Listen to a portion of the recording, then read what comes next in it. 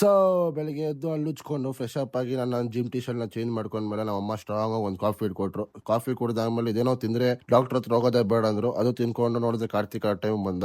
ಏನೋ ನಮ್ಮ ಅಣ್ಣ ಹತ್ರ ಡಿಸ್ಕಷನ್ ಮಾಡ್ಕೊಂಡಿದ್ದ. ನೋಡಿದ್ರೆ 7:20 ಟೈಮ್ ಆಯ್ತು ಅಂತ ಜಿಮ್ಗೆ ಹೊಟ್ರಿ. ಜಿಮ್ಗೆ ಹೋಗಿ ನಾನು ರೀಚ್ ಆದ್ಮೇಲೆ ನಾನು 2 ಸ್ಕೂಪ್ ಪ್ರೀ ವರ್ಕೌಟ್ ಹಾಕೊಂಡೆ. ಪ್ರೀ ವರ್ಕೌಟ್ ಹಾಕೊಂಡು ಚೆನ್ನಾಗಿ ಶೇಕ್ ಮಾಡಿ ಕುಡ್ದಾದ್ಮೇಲೆ ಫುಲ್ಲು ಜೋಶಲ್ಲೇ ಫುಲ್ಲು ನಾನು ವಾರ್ಮಪ್ ಎಲ್ಲ ಮುಗಿಸ್ಕೊಂಡು ನಾನು ಫಸ್ಟ್ ವೇರಿಯೇಷನ್ ಸ್ಟಾರ್ಟ್ ಮಾಡಿಕೊಂಡೆ.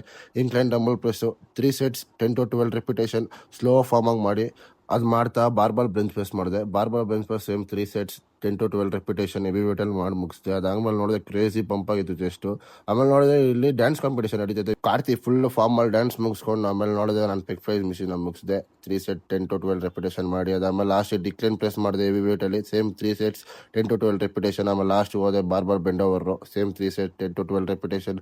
ಸಿಂಗಲ್ ಆರ್ಮ್ ಮಿಷಿನ್ ಡ್ರಾ ಮಾಡಿದೆ. ಅದಾದ್ಮೇಲೆ ಲ್ಯಾಟ್ ಪುಲ್ ಡೌನ್ ಮಾಡಿ ನಾನು ಬ್ಯಾಕ್ ಮತ್ತು ಚೆಸ್ಟ್ ವೇರಿಯೇಷನ್ ಮುಗಿಸಿ ಹೋಗಿ ಪಂಪ್ ಚೆಕ್ ಮಾಡಿದೆ. ಕ್ರೇಜಿ ಆಗಿತ್ತು ಮತ್ತು ಚೆಸ್ಟ್ ಕ್ರೇಜಿ ಪಂಪ್ ಆಗಿತ್ತು. ಅದಾದ್ಮೇಲೆ 10 ನಿಮಿಷ ನಾನು ಕಾರ್ಡಿಯೋನ ಮುಗಿಸ್ಕೊಂಡು ಹಾಗೆ ನನ್ನ ಡೇನ ಎಂಡ್ ಮಾಡಿದೆ.